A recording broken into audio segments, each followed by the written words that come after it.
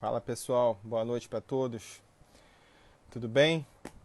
Hoje, quarta-feira, dia 6 de maio, e vamos conversar agora à noite com o Cláudio. Deixa eu ver se ele já entrou. Cláudio Hermolin.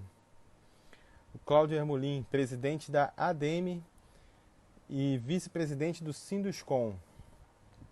A ADEME é a Associação dos Dirigentes de Empresas do Mercado Imobiliário do Estado do Rio de Janeiro e o Sinduscom é o Sindicato da Indústria da Construção Civil aqui do Rio de Janeiro. A gente está aguardando que ele entre para começarmos o nosso bate-papo, que vai abranger o setor imobiliário e o setor da construção civil.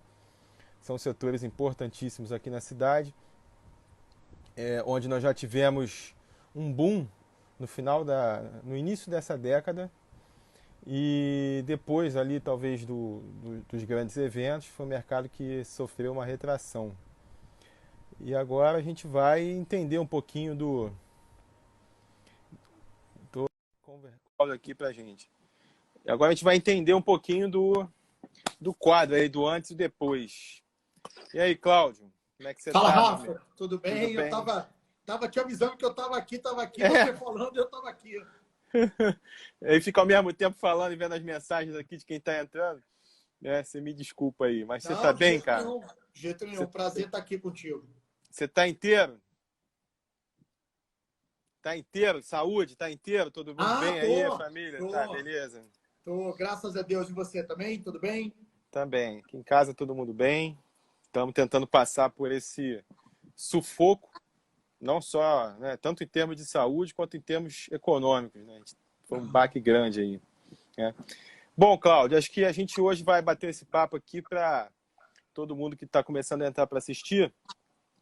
Entenda um pouquinho do mercado imobiliário e da construção civil, né? É um mercado que é muito importante para a cidade, mas a gente sabe que a cidade do Rio, toda vez que vai se discutir qualquer projeto nesse setor, há um imenso imbróglio lá, a Câmara fica horas e horas discutindo, muitas amarras que eu sei que existem ali. E a gente sempre faz uma comparação com São Paulo, né? E parece que São Paulo é um local que já é uma cidade, um estado que você tem muito mais dinâmica na hora da discussão de projetos urbanísticos, né? Então, primeiro assim, você se apresenta para o pessoal e vamos fazer uma análise assim, de como é que estava o quadro do mercado no final da década passada, né? Que teve acho que um boom ali quando começaram aquela coisa das UPPs, Aham. até os grandes eventos talvez, e depois teve uma retração. Então, dá um panorama para a gente, se apresenta e dá um panorama para a gente começar a nossa conversa. Beleza, Rafa. Bom, primeiro, obrigado aí pela oportunidade. Acho que é sempre um prazer a gente poder falar um pouquinho do mercado imobiliário. Como você falou, o mercado ele é uma locomotiva da economia, né? O mercado imobiliário ele trabalha com muita mão de obra, né? Eu gosto sempre de lembrar que o mercado imobiliário, a construção civil, ela trabalha com pouca mecanização, muita mão de obra e com todas as fatias da pirâmide, né? Então a gente tem desde o servente, que é o início de um trabalho, às vezes, da pessoa, porque você não precisa ter nenhum histórico profissional, não precisa, às vezes, nem ter uma formação de escola para você ser um servente, até um diretor de obra, né? Um engenheiro e tudo mais. Então, a gente abrange um número muito grande de pessoas trabalhando nas obras, assim como vários níveis dessa pirâmide economicamente ativa. Eu sou presidente da ADEME, que é a Associação dos Dirigentes das Empresas do Mercado Imobiliário. Sou vice-presidente do Sinduscom do Rio de Janeiro, que é o Sindicato da Indústria da Construção do Rio de Janeiro. Sou vice-presidente também do Secov São Paulo, que é o Sindicato da Habitação. Então, a gente pode sentir muito bem esse Certo. comparativo do que está acontecendo em São Paulo para aquilo que está acontecendo no Rio de Janeiro. Sou vice-presidente da CEBIC, que é a Câmara Brasileira da Indústria da Construção Civil, e aí a gente olha o Brasil como um todo, além de presidente da Brasil Brokers, que é uma companhia imobiliária que tem operação também em vários lugares do Brasil, então a gente consegue ter também essa temperatura do que está acontecendo no mercado. Legal, bacana. Tá me ouvindo bem? Super bem. Sim. Beleza. Bom, dá um panorama do mercado aí, nesses últimos 10 anos, até chegar a pandemia. Como é que estava a situação em termos de mercado imobiliário com relação a residencial, comercial, Bom, mercado imobiliário, ele, só para a gente ter um histórico comparativo, na década de 80, o mercado imobiliário do Rio de Janeiro, o mercado de São Paulo, ele era 6 vezes o mercado imobiliário do Rio de Janeiro, tá? Década de 80. Quando a gente veio para essa década de 90, o mercado imobiliário de São Paulo, ele ficou na faixa aí dos 5 vezes, 4 vezes e meia o mercado do Rio de Janeiro, então diminuiu o gap. Quando a gente chegou naquele período do boom do mercado imobiliário que a gente chama aqui no Rio de Janeiro, né? E aí foram os anos de 2006, 2007, aí teve aquele contratempo aí em 2008, mas depois 2009 melhorou, 2010, 11, 12, 13, 14 e a gente começou a piorar em 2015. No auge do momento do mercado imobiliário do Rio de Janeiro, essa diferença, né? São Paulo chegou a ter somente 3 vezes o mercado do Rio de Janeiro, né? Somente porque já tinha sido 6, tinha sido 4, depois chegou a 3. Passado esse momento do boom, o mercado imobiliário do Rio de Janeiro sofreu o seu pior momento no ano de 2017, e obviamente foi 2017, porque a gente ainda surfou a onda da Olimpíada, né? A Olimpíada ainda teve um rescaldo para 2016 e 2017, então a gente sofreu mais em 2017, mas o pior ano do mercado imobiliário nas outras praças já foi 2016. O Rio demorou um ano para sofrer quando a gente compara com outras praças. Nesse momento de 2017 e 2016, o Rio de Janeiro teve o seu pior ano em 2017 e nesse ano o mercado de São Paulo ficou 10 vezes maior do que o mercado do Rio de Janeiro. Então a gente abriu uma boca de jacaré imensa, né? O mercado de São Paulo ele avançou muito mais rápido do que o Rio de Janeiro. O Rio de Janeiro sofreu mais do que o mercado de São Paulo, por N motivos, né? Um dos grandes motivos é a economia do Estado, né? A nossa economia é muito baseada no setor de óleo e gás. Então, todos os estados sofreram com a crise, tanto econômica quanto política que a gente sofreu, mas o estado do Rio de Janeiro, por estar muito lastreado numa empresa, numa indústria só, sofreu muito mais. Então, quando a gente vê pós 2017, o mercado de São Paulo em 2018 começa a reagir, tá? O mercado do Rio de Janeiro só começou a reagir no final de 2018, início de 2019, e reagiu de que forma, né? A gente pode dividir o mercado imobiliário em 3 grandes clusters, né? Minha Casa Minha Vida, que são os imóveis até 250 mil, é o SFH, que é o Sistema Financeiro de Habitação, acima de 250 mil, abaixo de 1,5 milhão, e o SFI, que é o Sistema Financeiro Imobiliário, que são os imóveis acima de 1,5 milhão. O que voltou no mercado do Rio de Janeiro, que foi o que voltou em São Paulo em 2018 e voltou no Rio de Janeiro em 2019? O SFI, são os imóveis acima de 1,5 milhão. E isso, obviamente, né, porque quando as pessoas falam assim, pô, Cláudio, como é que você diz que o mercado do Rio de Janeiro voltou em 2019 se a gente ainda tinha problemas econômicos no estado e na cidade do Rio de Janeiro em 2019? O petróleo ainda estava com problema, né? Hoje agora piorou, mas ainda estava com problema. A gente ainda tinha uma taxa de desemprego muito maior do que outros estados. Então, como é que você diz que voltou o mercado imobiliário em 2019? Ele voltou exatamente porque essa camada acima de 1,5 milhão é uma camada que tinha o recurso, ou parte do recurso, ou a totalidade do recurso, para adquirir imóvel. Quando em 2019 a gente começou a ver uma política econômica de redução de taxa de juros, uma visibilidade de uma manutenção dessa redução da taxa de juros, outras ações importantes no governo, como reforma da Previdência, ajustes fiscais e tudo mais, as pessoas, então, que tinham recurso, tiraram os recursos de outras aplicações e resolveram, então, fazer o investimento no mercado imobiliário. Então, o que a gente tinha de expectativa para 2020 era que o mercado imobiliário de São Paulo certamente ia ter um ano de 2020 histórico, tá? Para quem não sabe, o ano de 2019 foi recorde de lançamento e vendas no mercado de São Paulo. Teve mais lançamentos e mais vendas do que o boom lá de 2015, 2014, 2013 e tudo mais. E o que a gente esperava era que o Rio vivesse também essa nova onda de crescimento do mercado imobiliário, não em 2020, mas sim em 2021. 2020 seria a pavimentação do alicerce para o crescimento desse mercado em 2021. Só para você ter uma ideia, quando a gente olha só o primeiro trimestre, comparando os primeiros trimestres, em 2017, o Rio de Janeiro, no primeiro trimestre, lançou só 102 milhões em volume geral de vendas. Quando chegou em 2019, esse número já foi para 300 milhões. Em 2020, esse número estava em 400 milhões. Quer dizer, fechou o trimestre em 400 milhões, sendo que março, praticamente a gente teve 15 dias, porque a partir do dia 15 já começou quarentena, já começaram as restrições de ir e vir e tal, não sei o quê. Então, mostra o quanto o ano de 2020 prometia para a retomada do mercado imobiliário do Rio de Janeiro. E, infelizmente, a gente acabou sendo afetado por essa pandemia. Óbvio que não é culpa de ninguém, mas acho que é importante frisar que o mercado imobiliário realmente vinha numa expectativa muito boa para 2020. Você acha que isso, de alguma forma, teve essa melhoria, né, de 2019 para cá, teve alguma relação também com na Câmara, aquela mudança do Código de Obras? Ajudou? Certamente, Rafael, bastante certamente. Ali? Certamente. Eu acho o seguinte, eu acho que a primeira mensagem que é muito importante a gente lembrar é o seguinte: o público e o privado, eles precisam andar lado a lado. Não existe o público sem o privado, não existe o privado sem o público, tá?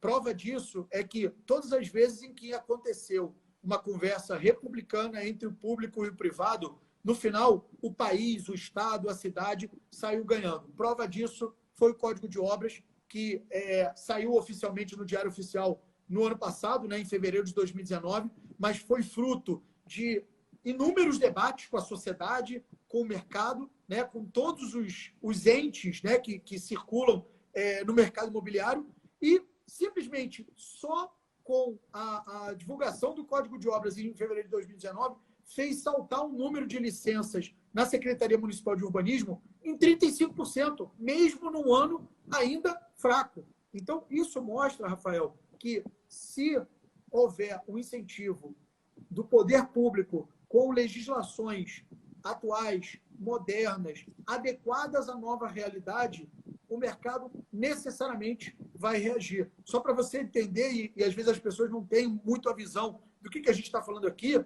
eu era abordado, antes do Código de Obras, do motivo pelo qual a gente em São Paulo tinha inúmeros empreendimentos compactos, né, sem vaga, com apartamentos pequenos. E por que no Rio de Janeiro isso não acontecia?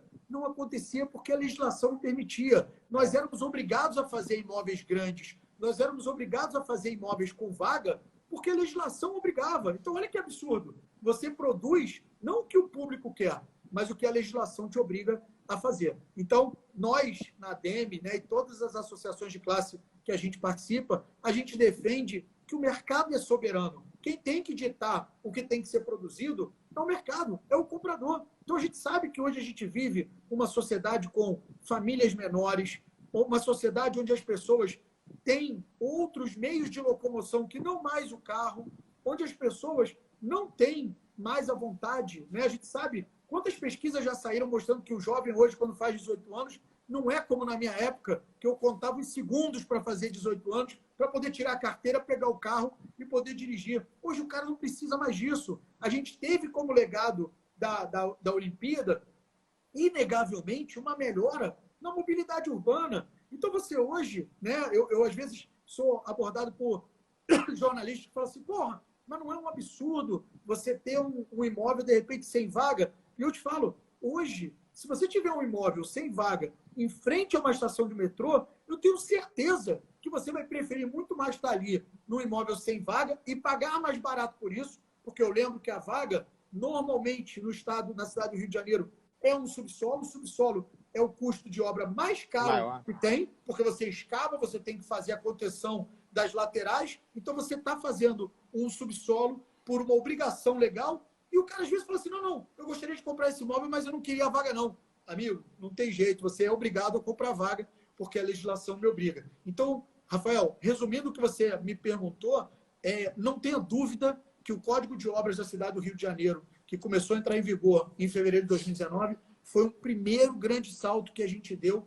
para modernização da legislação na cidade do Rio de Janeiro. Tanto é que a gente já viu acontecer lançamentos em 2019 com esse perfil. Imóveis compactos, imóveis de retrofit. Agora, temos ainda muita coisa para avançar em termos de legislação. Eu costumo dizer o seguinte, a cidade é um organismo vivo, né? A cidade de hoje não vai ser a cidade de amanhã. A cidade de amanhã não vai ser a cidade de depois de amanhã. Então, a gente deveria estar discutindo a legislação urbanística todos os anos. Todos os anos. Porque hoje, se a gente fala do que é a nossa vida na cidade hoje, e a gente fala do que era a nossa vida na cidade há 5 anos atrás, é completamente diferente. Você fala hoje de coworking, co-living, economia compartilhada.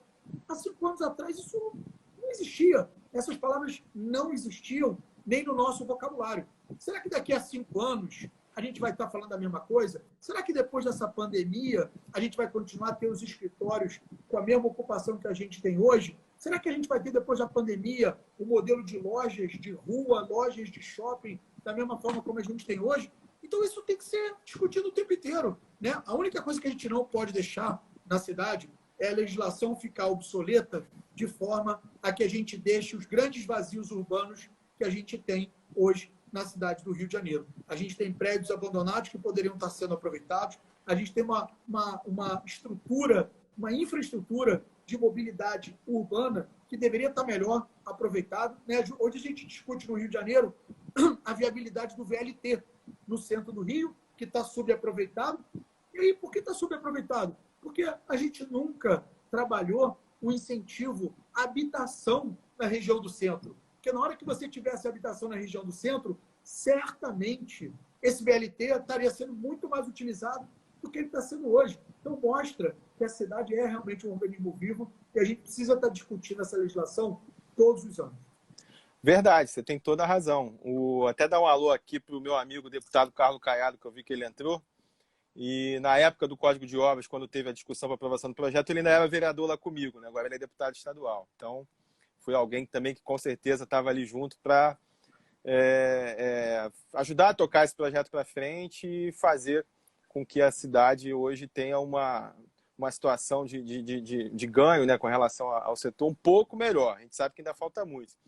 Deixa eu falar Não, aqui, não tenho Cláudio. dúvida. E só reforçando, Rafael, pegando teu gancho, também queria agradecer o hoje deputado Carlos Caiado. Na época, eu fiz uma menção ao trabalho que ele fez, ao trabalho que o Jairinho também fez, né, o nosso vereador, o trabalho também que, na época, o secretário de urbanismo depois foi substituído pela outra, o próprio prefeito, né? Todos esses participantes desse trabalho foram fundamentais para esse momento que a gente está vivendo hoje. E eu não tenho dúvida que se não houvesse essa discussão republicana, essa abertura de canal para discutir, porque também o que eu costumo dizer é o seguinte, é óbvio, assim como o judiciário, o legislativo, o vereador, ele não tem como saber sobre todos os assuntos. Para isso, a necessidade da conversa com a sociedade civil é fundamental, né? Não adianta você chegar e determinar hoje como será a legislação ou o funcionamento de uma determinada atividade sem você conversar com a atividade, porque senão não vai ter aderência. Você vai ter um discurso e a prática vai ser outra, como várias leis que, infelizmente, a gente tem aí pelo nosso país, que funcionam no papel, mas na prática não funcionam. Não, é verdade. Até para assim, um comentário, especialmente eu estou no segundo mandato meu, especialmente nesse segundo mandato, eu já estou há 6 anos na Comissão de Orçamento da Câmara. Cheguei a fazer parte da Comissão de Saúde, tenho a formação em saúde, mas de 2 anos para cá, eu assumi como presidente da Comissão de Indústria e Comércio. E assim, foi um ganho enorme porque quando você está numa comissão de saúde, você trabalha para você pontuar os erros que são inúmeros e enormes, a gente está vendo até agora aí o porquê, e você trabalha muito na crítica, né? Não na construção.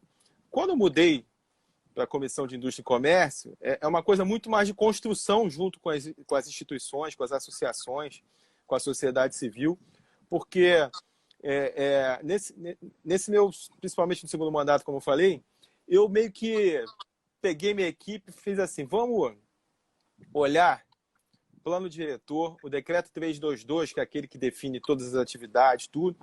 Vamos pegar essas amarras que tem aqui, o decreto 322, que rege aí boa parte da cidade, é de 1976, é mais velho que eu, né? E vamos pegar tudo que tem aí e tentar abrir os caminhos, cara, porque a cidade precisa, né, respirar. Enquanto vieram os grandes eventos, claro, vieram oportunidades que a cidade ficou ali como protagonista, mas e depois, né? Como é que fica? Então, eu tive a oportunidade de trabalhar muito bem com alguns setores da economia, vou dar até um exemplo aqui do setor de bar e restaurante, que agora está no sufoco, mas principalmente do ano passado para cá, a gente estava numa boa tocada de conseguir mudar vários trechos ali da legislação do 322, inclusive até finalizamos com um projeto que espero que seja votado tão logo acabe a pandemia, que é uma mudança completa na forma de fazer a legislação de mesas e cadeiras nas áreas públicas em afastamento frontal. Porque hoje o empresário, o comerciante entra com o processo, fica 2 anos parado lá, 3 anos, ninguém dá uma solução, né? O cara não consegue e está ali. Né? E é fácil de fazer, basta querer. E a gente mudou completamente, apresentamos, fizemos uma reunião no ano passado com o prefeito, com vários representantes do setor. Eu sei que eu expliquei, né? A coordenadora de licenciamento participou na época, era a Dalila. E no final ele falou assim, Dalila, o que você acha desse projeto aí que o Rafael apresentou? Ela falou assim, pô, concordo, acho que tá legal, é isso, todo mundo tá bem. Ele falou, então tá bom, aprova aí que depois eu me comprometo a sancionar. Então, sim, espero que isso realmente, né, aconteça agora, tão breve acabe esse problema. Mas voltando a falar aqui do setor, como você falou, você tem os dados aí, assim, do quanto que gera aqui no Rio de empregos diretos, indiretos? Como é que estava hoje até o início da pandemia? Então, o mercado imobiliário, ele hoje tem girado aí em torno de 40, 30 mil empregos na cidade do Rio de Janeiro, neste momento, né? Porque as obras, efetivamente, tem obras que foram paradas, tá? Já foi o mercado de estar aí com perto de 150 mil empregos diretos, mais em torno de 200, 250 mil indiretos. Então, a gente está falando de quase 500 mil empregos, tá? Isso porque, como eu falei, diferente de muitos outros setores da economia, nós somos um setor pouco mecanizado, né? A gente ainda utiliza muito da mão de obra, né? A cadeia produtiva que circunda o mercado imobiliário é enorme, né? Se a gente for pensar só naquilo que o grande público conhece, né? Ou seja, no momento que eu termino uma obra, né, você tem a indústria do mobiliário, você tem a indústria dos acabamentos, você tem a indústria dos eletrodomésticos que entram naquele prédio. Né? Você imagina o seguinte, você tinha um terreno vazio, você construiu um prédio de 100 apartamentos. Você tem agora 100 clientes para comprar cortina, você tem 100 clientes para comprar cama, mesa e banho, você tem 100 clientes para comprar televisão. Então, assim, movimenta uma esteira enorme, além do pagamento de tributos, né? Porque vamos lembrar que, de novo, na hora que você faz os apartamentos, você tem ITBI da venda dos apartamentos, você tem o IPTU dos apartamentos que passam a pagar, você tem o ISS do condomínio que passa a operar. Então, assim, é uma indústria que move muito a economia. Então, assim, hoje, quando você falou aqui no início da live sobre o que a gente está vendo acontecer em São Paulo e o que a gente está vendo, infelizmente, acontecer no Rio de Janeiro, na cidade de São Paulo e no estado de São Paulo, a gente já tem grande parte da Câmara de Vereadores e grande parte da Câmara de Deputados lá em São Paulo pensando no dia seguinte, né? Neste momento que nós estamos aqui, está acontecendo uma outra live de um secretário estadual de São Paulo falando sobre o que eles estão já projetando pós-coronavírus. Então, assim, o mercado, ele é dinâmico. A gente não tem, hoje, um botão de liga e desliga. Então, se a gente não estiver pensando hoje como será o setor, tão logo a gente termine esse momento de quarentena, da pandemia, e volte a um novo normal, né? Não seria o normal que a gente acredita que era o normal, mas se a gente não estiver pensando nisso hoje, o dia que esse dia chegar, já vai ter sido tarde da gente começar a pensar. Então, assim, eu sou um defensor desse diálogo com o setor público, né? Por isso, né, coloquei para você desde o início, pela tua posição como presidente da Comissão de Indústria e Comércio, o quanto é importante a gente estar pensando no dia seguinte, né? A gente tem que ter uma parte olhando hoje, a gente tem que ter uma parte olhando o que está acontecendo na cidade hoje, tomando as decisões de ontem, de hoje, de amanhã, mas tem alguém que está olhando para daqui a 30 dias, daqui a 60 dias, porque Infelizmente, o nosso estado e a nossa cidade não vai ver o retorno da indústria de óleo e gás num curto prazo, Sim. infelizmente, né? E aí não é uma questão do governo, não tem nada a ver com a atitude do governo federal. Infelizmente, o óleo e gás é uma commodity, não depende da nossa atuação, não tem nada que, infelizmente, a gente possa fazer hoje, aqui, seja na legislação, né, seja em termos de indústria, que vá mudar o preço da commodity. Então, a gente tem que estar olhando para as outras indústrias. Como você falou, uma indústria importante na cidade do Rio de Janeiro, indústria de serviço, uma importante indústria no Rio de Janeiro, indústria de turismo. Só que esses também vão depender de fluxo de pessoas, das pessoas voltarem a sair, voltarem a andar para cá. Agora, mercado imobiliário e construção civil, a demanda, o déficit habitacional é imenso. Tá? Só para a gente ter uma ideia de números, né? O déficit habitacional no Brasil é de perto de 8 milhões de residência. Tá? Na média, a gente financia imóveis no Brasil na ordem aí de 500.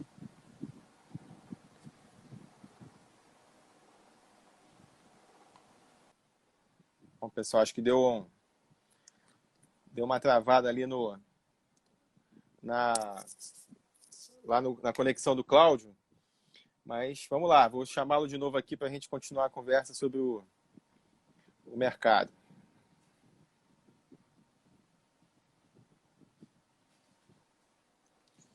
Enviado de novo. Deu um problema na conexão do Cláudio, mas já já ele está de volta. Estava conversando sobre a situação de todo o mercado imobiliário, quanto que move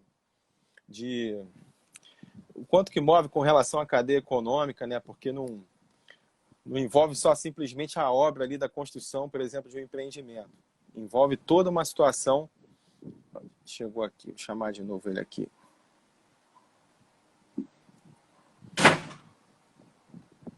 Foi? Foi. Precisei da ajuda do meu filho aqui. Obrigado. Beleza. Desculpa. Nada, a garotada sabe se conectar melhor que a gente. A gente está nesse processo de reaprendizado, né? Porque é isso aí. A gente vai ter que cada vez mais nada, tranquilo. Mas vamos lá. A gente estava falando aí da questão do aquecimento da cadeia do mercado, né? Dos números que você estava comentando. Não, então o que eu quis te dizer, o que eu quis colocar aqui só para terminar é que existe hoje um déficit habitacional imenso. Nós estamos longe de resolver essa questão. Então, o que eu quero te dizer é o seguinte: tão logo termine a pandemia, efetivamente, essa demanda reprimida, ela está aí e ela vai voltar. Tá? Vamos lembrar que existe hoje um questionamento em relação a tudo que efetivamente está acontecendo, né? Se vai continuar existindo ainda o comércio de loja, se vai continuar existindo o modelo de shopping, se vai continuar existindo alguns produtos e serviços que hoje a gente pode estar percebendo que não são tão necessários, porém, o imóvel, que é o piso, parede e teto, não tem substituto. Então, tão logo a gente volte à situação da normalidade, necessariamente, essa demanda reprimida, ela vai vir. Não sei te dizer se ela vem para compra, se ela vem para locação do imóvel, se ela vem para um modelo de co-living, se ela vem para um modelo de coworking. Mas tudo circunda no mesmo assunto que é o imóvel. Então, assim, eu não tenho dúvida que o mercado imobiliário é uma excelente alavanca de retomada da economia da cidade e do estado do Rio de Janeiro.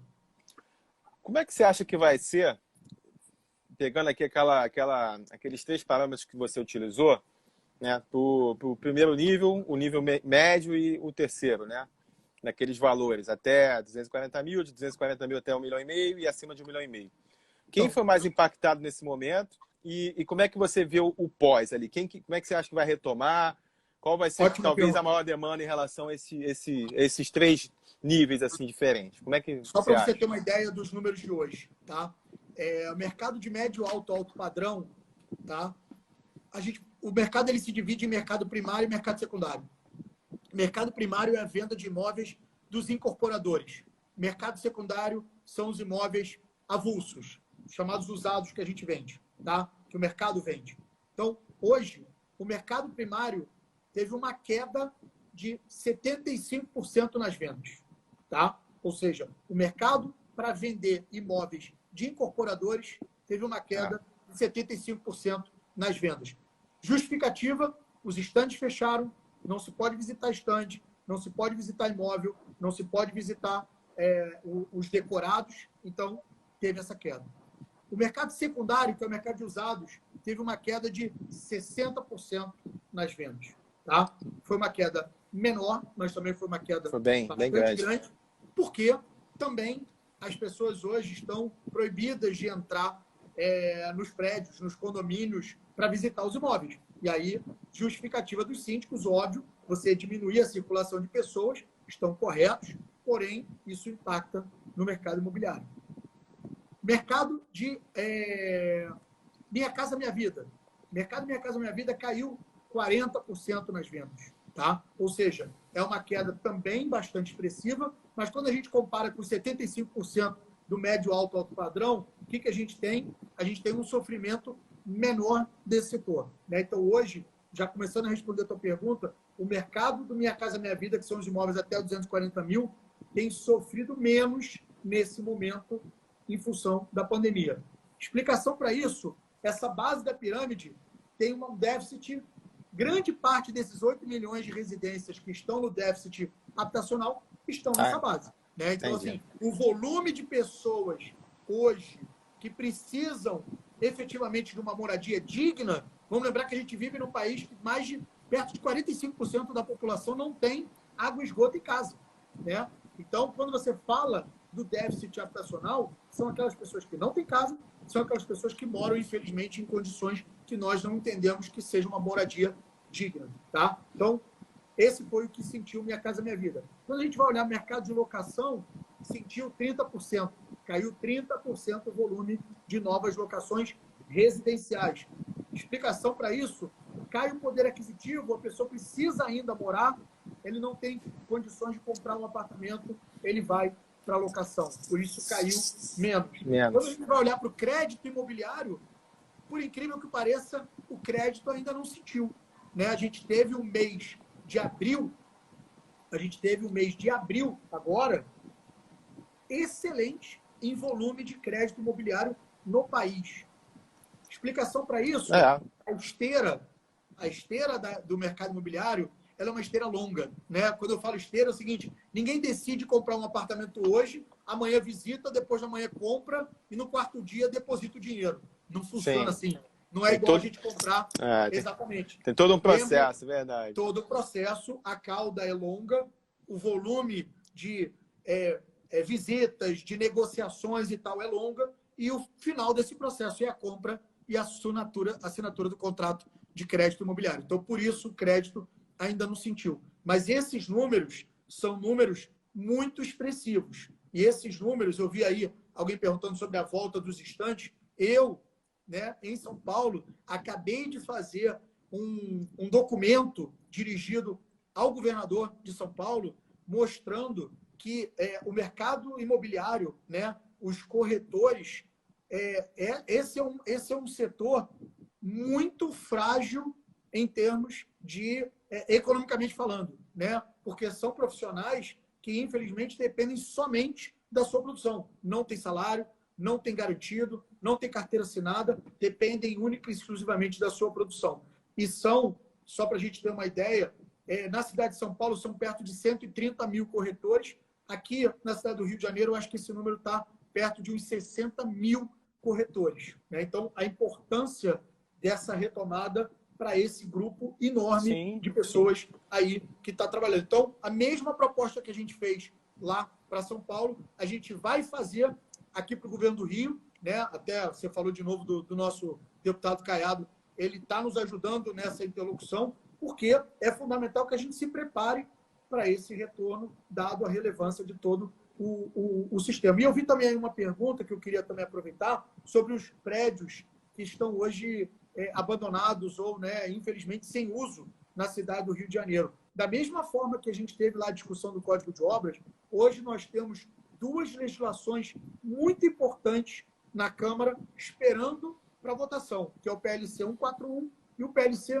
136. O 136 fala da reconversão de uso dos imóveis. Né? E aí, de novo, Se a cidade é um organismo vivo, e a gente sabe que hoje, um lugar que teoricamente no passado era bom para comércio, hoje pode ser bom para moradia, um lugar que era bom para moradia, hoje é bom para comércio, a legislação tem que permitir essa reconversão, né? A gente não pode estar pensando em crescer a nossa cidade para a Zona Oeste, para lugares mais distantes de onde estão hoje a infraestrutura de transporte público, sendo que hoje toda essa parte que já tem infraestrutura está cheia de prédio abandonado que poderia ser reaproveitado. Basta que a legislação permita.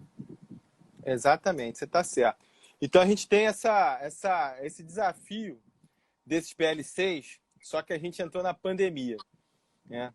E hoje a gente veio a saber de um projeto que o Poder Executivo Municipal mandou lá para a Câmara sobre também a questão urbanística de incentivo e tudo mais. E quando a gente foi olhar o texto e dar uma analisada, vários dispositivos do 141, do 136 estão nessa legislação nova. Mas aí vem uma outra situação que preocupa um pouco, porque vários desses dispositivos vão poder ser realizados desde que se pague a contrapartida, a mais-valia, né? Então, assim, a gente vai analisar, eu acredito que não amanhã. A Câmara está fazendo sessões virtuais às terças e quintas, né? Então, acredito que é possível que se tenha uma reunião ainda com a secretária de Urbanismo até segunda, para que na terça que vem esse projeto, de repente, pode estar lá em pauta para a gente começar a discuti-lo. Então, vai ser importante a participação de vocês, porque, num primeiro momento, a gente pode tentar definir algumas alterações e mudanças para deixar ele mais adequado no momento. Porque se ficar, talvez, no modelo original que ele está, a gente tem umas situações aqui que talvez o desconto não seja o suficiente, né? Alguns casos que eu até dei uma registrada que estariam no 14136, que não pagariam nada, nesse vai pagar, mas o quanto que vai pagar vai valer a pena, ou então é melhor esperar para depois, quando vier 141, faz tudo pelo 14136, né? Então, a grande discussão que eu já te digo, eu passei a noite pensando nesse projeto, quando eu vi ontem à noite, já quase de madrugada, essa publicação. Na nossa visão, a grande questão é o seguinte: aquilo ali, ele tem uma função importante para arrecadar para o município no curto prazo, só que como fica depois desse curto prazo? Aquilo que a gente vai pagar hoje, no futuro não vai pagar mais? Se no futuro não vai pagar mais, é melhor então que a gente espere o futuro para a gente não precisar pagar. Então, se é para pagar, que pague sempre, e que as outras questões que não são para pagar, que elas entrem também nessa discussão. O projeto, ele tem que ser analisado como um todo. Eu assim, acredito que existe, sim, uma possibilidade muito grande de aproveitar esse PLC que foi publicado ontem, hoje, ou sei lá, e vai entrar em discussão, para a gente colocar as modernizações que são necessárias para a cidade voltar a avançar, voltar a gerar emprego, voltar a gerar trabalho. Se a gente for olhar, de novo, só os 35% de licença que aumentaram em relação a antes do Código de Obras, a quantidade de empregos que isso nos gera, a quantidade de impostos que isso nos gera, acho que isso é muito mais importante do que arrecadações de curto prazo que a gente possa estar se preocupando. Então, acho que a gente pode sim aproveitar esse PLC para ajudar esse momento importante da prefeitura para arrecadar, mas é fundamental que a gente olhe também o dia seguinte, senão a gente vai olhar de novo 30, 60, 90 dias e os 120 dias. Como é que acontece? Né? De novo, a nossa esteira é longa. Só para você ter uma ideia, o mercado imobiliário, ele relaciona com o cliente, em média, 7 anos. 7 anos. Entre você comprar um projeto, entre você aprovar um projeto, entre você lançar, fazer a obra, entregar assistência técnica, são 7 anos. Então, o que a gente está fazendo hoje, a gente vai colher fruto daqui a 5, 6 anos. Então, quando a gente fala assim, impacto do Código de Obras, a gente começou a ver o impacto do Código de Obras no ano passado, com poucos projetos que foram lançados, mas ainda é muito pouco, perto do enorme potencial que pode ser alcançado com novas legislações na cidade do Rio de Janeiro. A cidade do Rio de Janeiro é uma cidade que é um polo de atração para empresas, para pessoas, né? A gente tem aqui universidades que são polos de atração de pessoas do mundo inteiro, não só do Brasil. Para quem não sabe, né? Eu estudei na PUC, já fiz parte da associação de ex-alunos da PUC. Só a PUC, no Rio de Janeiro, ali na Gávea, aquele pedacinho num cantinho que às vezes a gente passa despercebido, tem mais de 2.000 alunos de fora do Rio de Janeiro,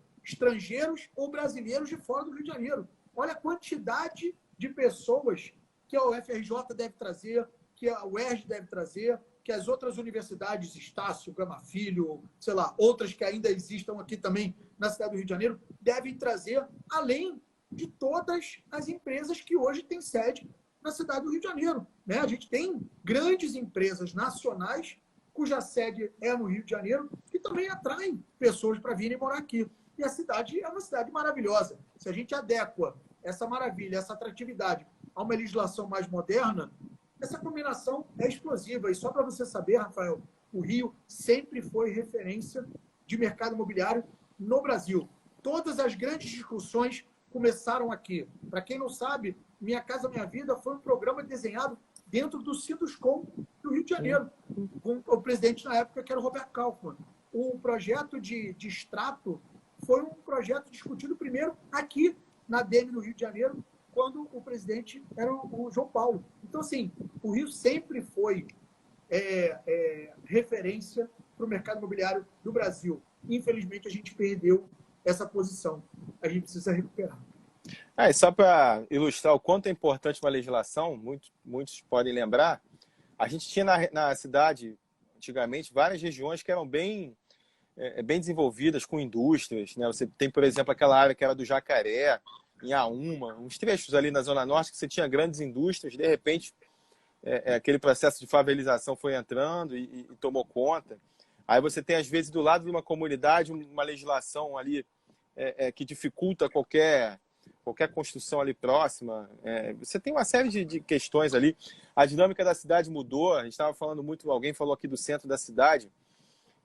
Por exemplo, o centro da cidade, como você falou, podia ser uma área também com residências ali pequenas e tudo. As pessoas hoje, se não pegam o metrô, pegam o transporte pelo aplicativo, né? Não estão mais usando carro, ainda mais para ir para o centro da cidade. Pô. Não, nós tivemos dois lançamentos em 2019 no centro da cidade para moradia. Olha o potencial que isso efetivamente ainda pode ter no futuro com uma simples mudança de legislação. Então, assim, a legislação que mudou com o Código de Obras possibilitou esses dois projetos. São dois projetos que retrofitaram prédios que estavam abandonados, voltando à pergunta de alguém que fez aqui na live, e hoje vão se transformar num lugar que certamente vai ser um empreendimento com os apartamentos supervalorizados. E outros vão vir pela frente, certamente. Um deles ali, se não me engano, é até perto da Câmara Municipal, né? Não, na Senador Exatamente. Dantas, né? Exatamente. Eu lembro que tu estava chegando até a Câmara e me entregaram o panfleto. Aí eu fiquei curioso para ir lá ver. Eu falei, pô, deixa eu ir lá ver, né? E aqui do lado. E outro, né? Vamos lembrar o seguinte, sem citar nomes aqui, mas quem está fazendo aquele projeto é uma empresa de São Paulo. Então, assim, mudou a legislação, a gente começou a atrair as empresas de São Paulo para vir para cá. Semana passada, eu participei de uma live com uma outra grande empresa de São Paulo que, ouvindo a legislação do 141 e do 136, sabendo de como isso pode transformar também ainda mais a nossa cidade, ele já falou que ele tem todo interesse em fazer projetos aqui na cidade. Então, assim, se a legislação ela vira atrativa, a gente volta a ter investimentos não só das empresas do Rio de Janeiro, mas a gente volta a ter atratividade das empresas de fora do Rio de Janeiro para fazerem negócio aqui. Vamos lembrar que a gente tem o privilégio de morar numa cidade que é objeto de desejo de todos. Quem é o brasileiro que não tem o sonho de conhecer a cidade do Rio de Janeiro? Qual é o brasileiro que não tem o sonho de ter um imóvel no Rio de Janeiro? Qual é o brasileiro que não gostaria de ter a oportunidade de viver, né, e de ter essa experiência de estar no Rio de Janeiro? Todos, não tenho dúvida disso. Agora, não dá para a gente ter uma legislação que evite ou impeça de você fazer os empreendimentos que hoje são uma demanda, né? Então, outro dia eu tive numa entrevista com uma repórter do Globo e ela chegou para mim antes, né? Logo que a gente tinha conseguido aí aprovar, né, junto à Câmara de Vereadores, o novo Código de Obras, e ela falou assim, poxa, eu trabalho aqui no jornal, não vou citar o nome do jornal, aqui no centro, como eu gostaria de ter um apartamento compacto aqui perto do jornal, mas legal, que eu pudesse, sabe, ter uma área legal, morar e ter todas as facilidades de um imóvel novo, mais compacto. Falei, olha só, deixa eu te falar uma coisa. Até semana passada você não podia, porque não era permitido construir. Não é porque o mercado não queria fazer, porque não era permitido. E esses absurdos, Rafael, que a gente não pode mais ter na cidade do Rio de Janeiro. A gente está falando de um momento que tudo está mudando, né? Eu digo que a gente não está mais numa era de transformação, a gente está numa transformação de uma era. A gente está vivendo uma era completamente diferente e a gente não pode ter uma legislação que se reporte a uma época que você não era nascido, que eu não era nascido. Exatamente. É contrassenso. Isso. É triste. Eu estava até lembrando aqui de uma frase, né, que alguém falou assim, olha, se vocês estão achando que a gente vai voltar ao normal, não pode, porque o normal era antes e deu esse problema todo. Agora a gente tem que ser diferente, senão vai voltar tudo, vai ficar tudo ruim, vai continuar tudo ruim. Deixa eu te dar dois exemplos interessantes para a gente ver como muda a cidade. Para quem não sabe, houve uma legislação em Paris, né? A cidade ficou tão cara, né? Ficou tão atrativa, que eles criaram uma legislação que permitia, na época, que o apartamento do zelador, o apartamento do porteiro, ou alguma coisa do gênero, pudesse se transformar numa área privativa. E as pessoas, então, começaram a comprar esses imóveis e a morar nesses imóveis, porque era melhor você estar morando, de repente, num imóvel que não era tão glamuroso como os outros do prédio, né? Porque às vezes ficava numa área com uma vista pior, né? Uma localização pior e tal, mas você estava no centro de Paris, onde você tem um metro quadrado super valorizado. Então, é uma adequação à legislação, né? A gente teve um exemplo em Israel, na cidade de Tel Aviv, que foi construída na década de 60, os apartamentos, os prédios eram todos quadrados. A legislação para modernizar a região criou a possibilidade de você fazer mais 2 pavimentos nos prédios que eram datados da década de 60. Então, os próprios moradores do prédio vendiam esse potencial construtivo, faziam o retrofit do prédio, construíam mais 2 pavimentos e modernizavam o bairro inteiro sem um recurso público, 100% através da iniciativa privada. Então, modelos facilmente replicáveis em qualquer outro lugar. O que a gente pode tirar de São Paulo para trazer para cá? Eles agora, pelo que você falou, estão se mexendo já, mesmo com a pandemia agora chegando talvez no seu auge, mas já tem que pensar lá para frente. Então tem que ter grupos dentro dos órgãos municipais, estaduais, né? As pessoas ali, os servidores das diversas secretarias, alguém tem que estar trabalhando já no pós, estabelecer os protocolos do pós. O que a gente pode tirar de São Paulo para cá de bom?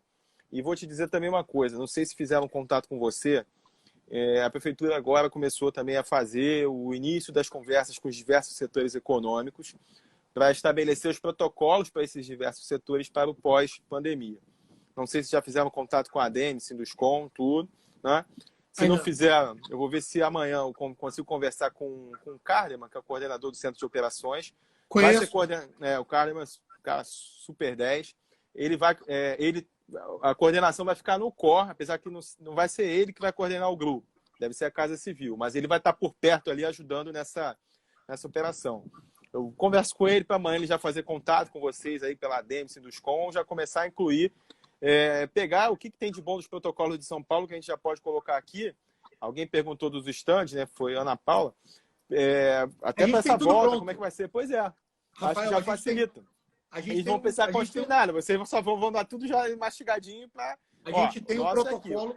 A gente tem um protocolo pronto de 2 folhas com todo o passo a passo de como deve ser o procedimento dos corretores, das imobiliárias, dos funcionários do estande, tão logo a gente tenha a reabertura do estande. A gente tem tudo pronto. E aí, acho que se você, né, respondendo a tua pergunta, hoje, eu acho que a gente deveria, né, não importa se já está atrasado, mas melhor agora do que nunca, mas acho que é fundamental que a gente tenha esses grupos de trabalho no Rio, como a gente já tem em São Paulo, pensando em como vai ser o dia seguinte. Porque esse dia seguinte ele vai chegar.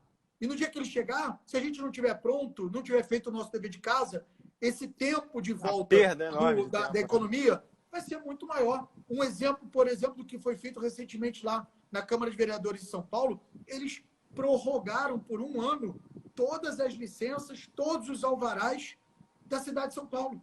Por quê? Porque nesse momento no momento que está todo mundo pensando em sobreviver, você tem que ir lá na prefeitura para renovar o alvará, para fazer todo um processo que eu não sei nem se é possível. Aí você fica com o seu alvará vencido, volta da pandemia, você não tem o alvará, você vai lá e fiscalizado, toma uma multa. Sabe, questões que um pouquinho de bom senso ajudaria muito a gente a avançar nessas discussões. Vamos avançar nessa situação dos protocolos. Como eu falei, me comprometo amanhã a tentar ajudar aí nessa ponte, acho que vai ser bem importante e necessária.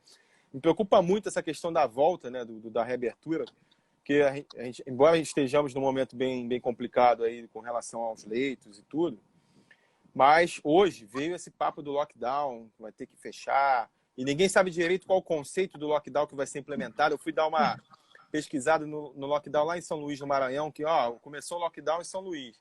O lockdown de São Luís é o que era para ser já aqui no Rio, desde o momento que se estabeleceram naqueles decretos as atividades permitidas e as não permitidas. Não é lockdown. Bastava fiscalizar, pô, né? Se tivesse uma fiscalização decente para tudo que está disposto no decreto, o que está permitido, o que não está permitido, a gente vai aqui não deixar. Já estava em outra situação. Aí agora que vai dizer que é lockdown, aí isso gera assim, o clima já está tenso, aí gera uma tensão maior ainda, todo mundo desesperado, achando que mesmo aqueles que estão permitidos hoje para funcionar, que de repente vou ter que fechar mais portas, todo mundo no sufoco, esgoelado.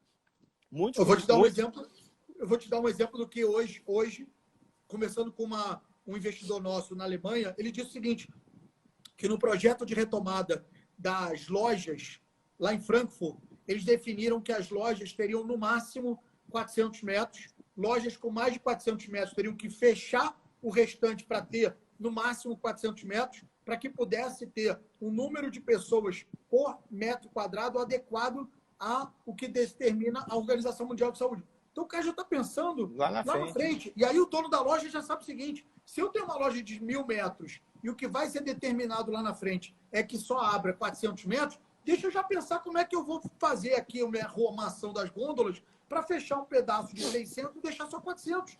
É isso. Então, assim, no final, quanto mais você puder se programar, melhor é uma retomada. Exato. Me preocupa muito essa situação desse termo, usar esse termo de lockdown, porque está todo mundo muito assustado e, no meu entender, pelo menos, cabe fiscalizar. Junta ali as forças municipais, estaduais, federais, quem quer que seja, e, o decreto diz isso aqui, vou fazer o que está no decreto, acabou. Não ia precisar fazer essa onda toda, né? Infelizmente, a gente está assim, convivendo com essas incertezas. Tanto é que assim, ninguém falava em lockdown até ontem, tanto é que a prefeitura enviou para a Câmara um projeto sobre incentivos urbanísticos, né? Contando que isso de alguma forma vai dar uma girada. E aí daqui a pouco está falando em lockdown, é meio que um contrassenso. Muito esquisito. Mas é isso, Cláudio. As lives aqui do Instagram, elas têm um prazo de 1 hora, né? Para poder encerrar. Então a gente tem aí mais 5 minutinhos, mais ou menos, para fechar. Então, assim, quais são tuas perspectivas finais? O que a gente pode esperar aí, né, do setor de legislação? O recado final para a galera, para a gente continuar na luta. Beleza. Rafael, primeiro, obrigado pela oportunidade. Desde o primeiro dia que a gente teve a primeira conversa, você sempre se mostrou super disposto e disponível a ter o entendimento do setor, né? Eu acho que o que eu sempre peço a todo vereador, a Câmara, é que tenha uma visão mais ampla dos setores, né? Acho que hoje o mercado imobiliário, de novo, é um mercado que sempre foi locomotiva. A gente hoje está discutindo a volta do mercado imobiliário no âmbito federal, no âmbito estadual em vários estados e no âmbito municipal também em várias cidades, porque, de novo, a gente não é melhor do que ninguém, mas a gente tem uma indústria que emprega muita gente, que é pouco mecanizada e que gera uma economia no entorno muito grande. É o do vendedor de quentinha que leva na obra, ao cara que conserta carrinho de mão. Então, gera um movimento na economia local muito grande. Agora, obviamente, nós somos muito impactados pela legislação. Uma amostra espetacular do que a gente viu acontecer de benefício foi o Código de Obras. Então, o que eu peço é que vocês não esqueçam do 141, não esqueçam do 136, porque ele vai, que foi perguntado aqui, ele vai possibilitar a transformação de uso de prédios que hoje estão abandonados. A gente não pode deixar a nossa cidade com prédios abandonados. Prédios abandonados são um risco para a segurança desses prédios desabarem, são um risco para a segurança para ter ocupação irregular nesses prédios, são um risco de segurança para, sei lá, pessoas mal intencionadas se esconderem nesses prédios para causar, para fazer algum tipo de delito. Então, assim, é uma legislação que, até onde eu entendo, e as conversas que eu tive com os vereadores, é uma legislação que é do total interesse da cidade inteira. Então, por que não colocar isso logo na pauta, votar, fazer a cidade andar? A gente sabe que tem a preocupação hoje do coronavírus, só para vocês saberem, a construção civil e o mercado imobiliário está super envolvido numa campanha de doações, né? A gente fez uma colaboração relevante para o hospital lá do Rio Centro. Então, assim, nós temos, obviamente, toda a sensibilidade do momento. Agora, precisamos pensar sim lá na frente. Eu costumo dizer uma frase, é o seguinte: quem gosta de navegar e quem gosta do mar, sabe que na hora que você entra no barco e o mar está muito revolto e o barco está balançando, e aí você fica naquela enjoado, né? Aquela sensação de que aquilo está sendo um horror, aquela viagem está sendo péssima. O que os marinheiros experientes eles falam? Não olha para o mar. Se você olhar para o mar, primeiro você pode cair do barco, segundo você vai ficar enjoado e você não vai conseguir fazer aquela travessia bem. Olhe sempre para o horizonte. E isso é o que eu peço hoje para a Câmara de Vereadores. Não vamos ficar olhando para a onda, não vamos ficar olhando só para o mar. Vamos olhar para o horizonte. A vida vai continuar, o momento vai passar e a nossa cidade precisa seguir em frente. E a gente precisa muito dos vereadores para que a cidade siga em frente. Exato, Cláudio. Você está certíssimo. Eu que te agradeço aí todas essas informações que você conseguiu passar para todo mundo, para mim, para todos aqui. Dizer que o pós-pandemia, o trabalho de cada legislador, de cada chefe de executivo, vai ser fundamental e importante para ajudar de forma correta e serena nessa retomada econômica. Eu falo já até com o pessoal da minha equipe que aquela coisa toda que a gente já estava acostumado a fazer vai mudar um pouco, né? Porque alguns órgãos, algumas secretarias vão ter um papel assim, mais importante, né, do que antes. A Secretaria de Urbanismo, a Vigilância Sanitária, né? Alguns órgãos como esses, eles vão ser todo dia demandados para que a gente consiga estabelecer os protocolos, que a gente consiga saber estabelecer projetos e mudança na legislação que vão possibilitar a retomada econômica, que o Rio possa novamente, né, se colocar como protagonista nesse momento difícil da retomada. E o trabalho de cada legislador ali vai ser fundamental e importante. A gente vai ter essa oportunidade de ter um papel assim, ímpar, né, como nunca se teve. Protagonismo, total. E a gente vai ter que estar bem focado nesse momento e desde já você sabe que pode contar com a gente, né, comigo, com a minha equipe. A gente vai estar focado aí na retomada do Rio, porque é a cidade que a gente ama, a cidade que a gente mora e vai querer fazer do Rio a melhor cidade do país de novo. Espero que seja assim. Beleza, meu amigo? Rafael, obrigado. Tá. Conte conosco também. A ADEME, Sinduscom estão à disposição para ajudar não só a Câmara de Vereadores, a Prefeitura, o Estado, a fazer da nossa cidade cada vez mais maravilhosa. É isso aí. Então, vamos em frente. A gente vai ter esses dias para discutir esse projeto novo que chegou e fazer a colocação junto com o COR para colocar aí essa ponte, tá bom? Cláudio, obrigado, meu amigo. Tudo de bom para você. Obrigado, Rafael. Tá? Sucesso. Muito obrigado. Estamos nos falando aí. Valeu, obrigado. Valeu. Aí. Se cuida. Vocês também.